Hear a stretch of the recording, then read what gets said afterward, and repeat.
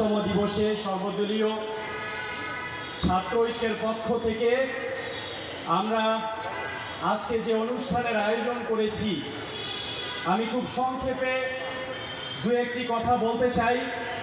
আজকে আমরা এখানে দাঁড়িয়েছি, গতকাল বাংলাদেশ ছাত্র অধিকার পরিষদ ফেনী সদর থানার আহ্বায়ক শহীদ সাইদুল ইসলাম শাহীর জন্মদিন ছিল। আমরা আজকে যখন এখানে স্বাধীন বাংলাদেশের নিঃশ্বাস নিচ্ছি, স্বাধীনভাবে কথা বলছি, সেই মুহূর্তে আমাদের অনেক শহীদ রক্ত দিয়ে আজ আমাদেরকে ছেড়ে গিয়ে এই স্বাধীন বাংলাদেশ আমাদের উপহার দিয়েছে।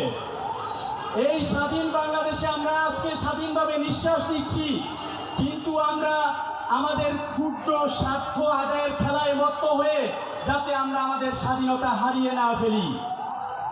আমরা আজকে স্মরণ করিয়ে দিতে চাই, বাংলাদেশ ছাত্র অধিকার পরিষদের নেতৃত্বে 2018 সালে কোটা সংস্কার আন্দোলন হয়েছিল। 2024 সালেও এই ছাত্র জনতার বিপ্লবে আমরা নেতৃত্ব দিয়েছি, কিন্তু আমরা সমন্বয়ক হতে চাই নাই। যখন আমাদের রাজপথে শেখ হাসিনার গুলিতে সাধারণ মানুষ নিহত হচ্ছে, ছাত্ররা হতাহত হচ্ছে, তখন আমরা সমন্বয়ক হওয়ার জন্য দৌড়াদৌড়ি করি নাই। আমরা এখনো চাই সব দল মত মিলে একটি ন্যায় বিচারের বাংলাদেশ করতে। সুতরাং আপনাদেরকে বলবো, আপনারা রাজনীতি নিষিদ্ধ করার পায়তারা করবেন না।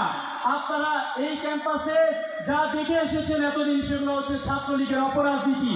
সুতরাং আপনারা রাজনীতি অবশ্যই থাকতে হবে, এবং রাজনৈতিক শক্তির সাহায্য ছাড়া কিন্তু এই ছাত্র জনতার বিপ্লব হয়নি।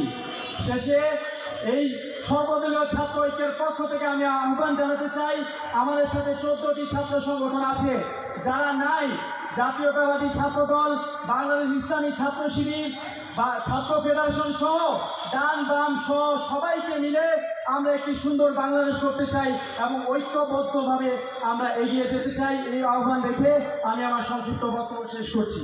আল্লাহ হাফেজ।